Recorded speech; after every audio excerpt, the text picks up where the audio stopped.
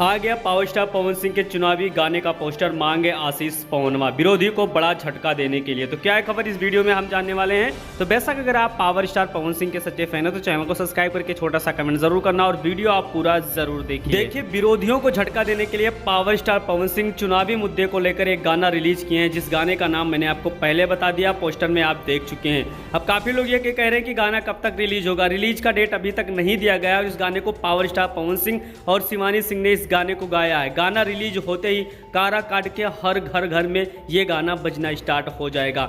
दूसरी सबसे बड़ी अपडेट आपको देना चाहता हूं कि पावर स्टार पवन सिंह बहुत ही जल्द, मतलब कि 23 तारीख को कारा काट पहुंचने वाले हैं। और साथ में आपको बता देना चाहता हूं कि पहले चरण में गुंजन सिंह का चुनाव खत्म हो जाएगा, उसके बाद गुंजन सिंह और उसके बाद मनीष कश्यप पावर स्टार पवन सिंह का प्रचार प्रसार करने के लिए कारा काट में पहुंचने वाले हैं। तो बेशक गाने का पोस्टर देख के आपको कैसा लग रहा है कि हाँ वाकई में ये गाना इस बार चुनाव में रंग लाएगा पावर स्टार पवन सिंह के तरफ से कि नहीं लाएगा, ये भी आप कमेंट बॉक्स में कमेंट जरूर करिए।